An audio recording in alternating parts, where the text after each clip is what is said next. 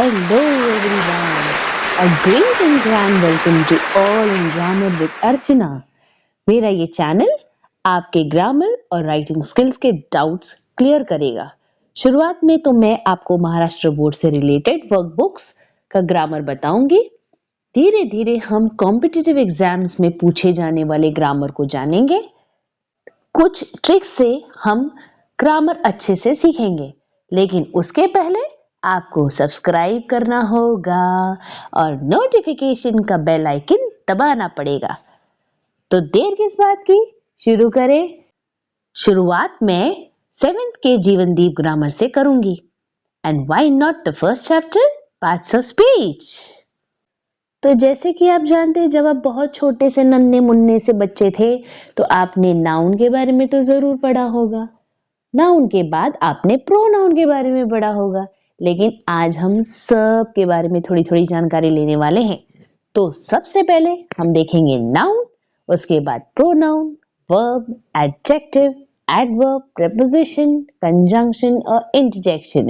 ये है हमारे 8 पार्ट्स ऑफ स्पीच। ये पार्ट्स ऑफ स्पीच हमें सेंटेंस बनाने में मदद करते हैं। इसके साथ साथ डिटर्मिनर्स भी होते हैं जो सेंटेंस बनाने में एक पार्ट अदा करते हैं। ये जीवनदीप का बुक है, में फर्स्ट चैप्टर है वर्ड क्लास। और नाउन ये नेमिंग वर्ड होता है।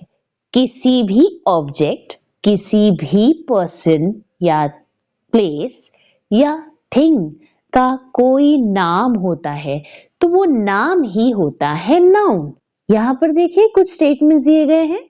James is a very clever student. James एक बच्चे का नाम है, उस पर्सन को स्टूडेंट बोला जा रहा है तो वो भी नाउन हो गया। Delhi is the capital of India. Delhi क्या है? कैपिटल है। दिल्ली प्लेस का नाम है तो वो प्लेस का नाम है इसलिए नाउन है। इंडिया भी प्लेस का नाम है इसलिए वो नाउन है। My cousin loves cats.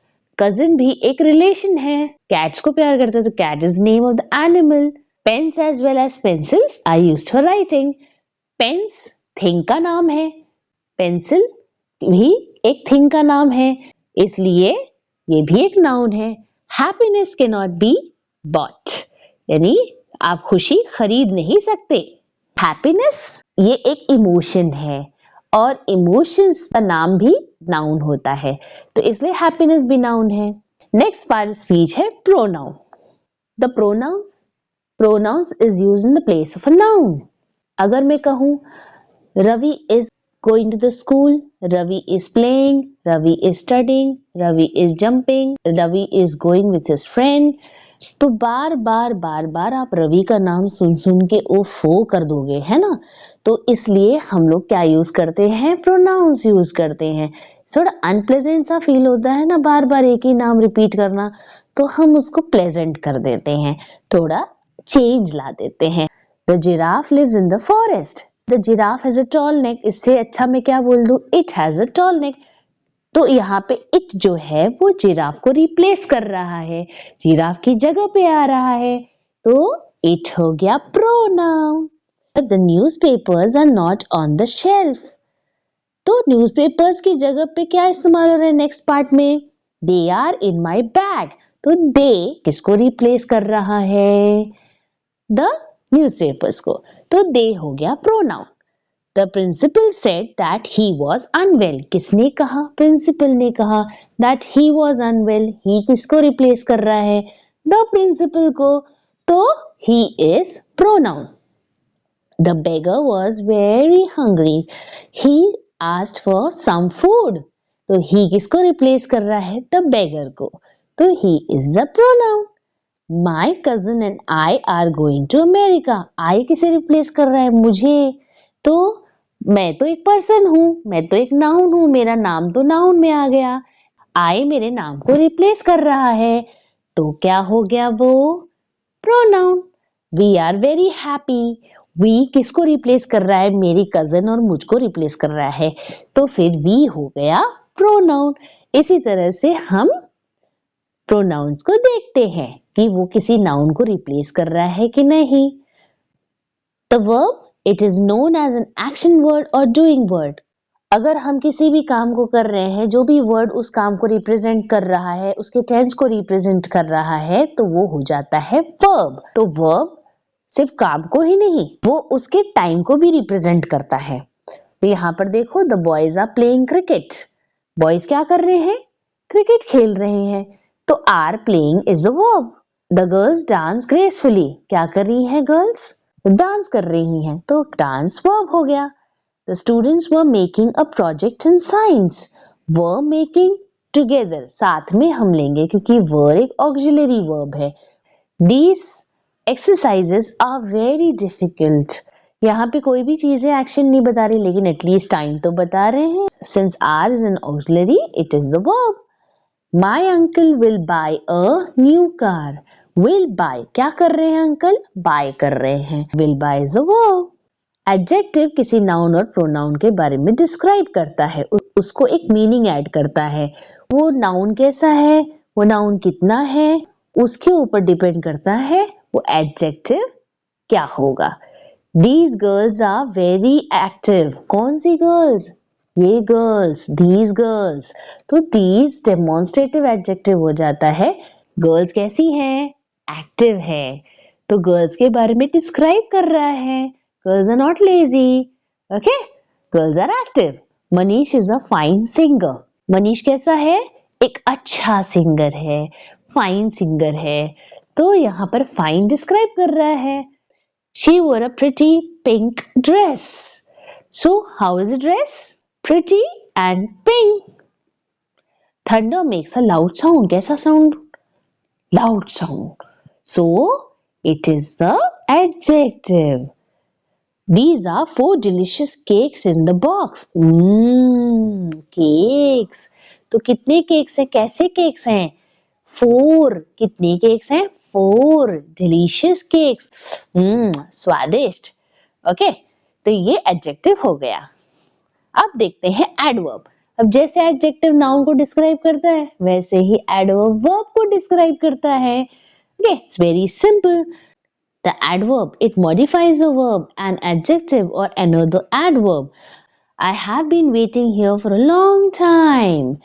Adverb को ढूंढने के पहले आपको verb ढूंढना पड़ेगा। तो verb क्या है? Waiting है। Waiting कहाँ? Here. तो ये adverb हो गया, adverb of place. ये verb कितनी बार हुआ, कैसे हुआ, कब हुआ, कहाँ हुआ, तो वो adverb हो जाता है। Okay? Julian sang well at the concert. कैसे गाया उसने? Well, बहुत अच्छा गाया। तो well is the adverb. It will be dark soon. तो कभी अंधेरा होने वाला है? Soon, जल्दी होने वाला है। तो ये हो गया, soon हो गया adverb. She spoke loudly and distinctly. कैसे बोला उसने? Loudly and distinctly. Most probably जो adverbs होते हैं उनमें ly's लगते हैं। अब यहाँ पर loudly और distinctly spoke को describe कर रहा है, तो वो adverb हो गया। Come in and sit there. अंदर आ जाओ और बैठ जाओ। तो कहाँ बैठ जाओ? There. तो ये पूछा है। कहाँ आ जाओ? In आ जाओ। तो adverb of place है दोनों, इसके लिए दोनों adverb है। Preposition noun और pronoun दोनों की रिलेशनशिप को बताता है, दोनों का पोजीशन बताता है। My parents have gone to America for a wedding. Parents कहाँ गए हैं? अमेरिका। तो दोनों के बीच रिलेशन कौन सा वर्ड बता रहा है? टू। पोजीशन बता रहा है टू। फॉर अ वेडिंग किस लिए गए हैं? For a wedding. तो फॉर यहाँ पे अमेरिका, पेरेंट्स और वेडिंग के बीच में रिलेशन बता रहा है, तो फॉर हो गया preposition. The kitten head under the table. क्या कर रहा है? किटन कहाँ पर है? Under the table.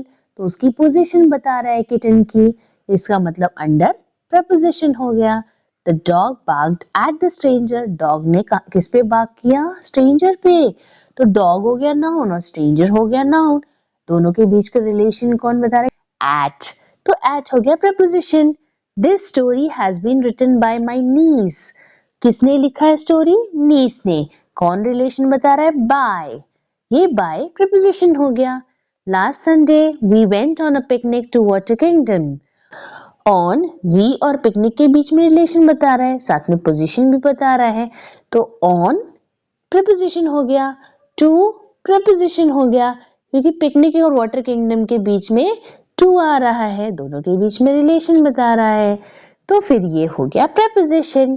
The conjunction, conjunction दो सेंटेंसेस को जोड़ता है, ओके, दो सेंटेंसेस को, दो क्लॉजेस को, दो वर्ड्स को अलग अलग जोड़ता है। The sun and the planets are the heavenly bodies, तो एंड जो है वो सन और प्लैनेट्स को जोड़ रहा है, तो एंड हो गया conjunction. Brian acted well in the film but he did not get any award, तो बट ये दो सेंटेंसेस को जोड़ रहा है। Brian acted well in the film, दूसरा सेंटेंस है he did not get the award, दोनों सेंटेंसेस जुड़ रहे हैं बट से, तो ये हो गया conjunction. You must work hard or you will not pass in the exam.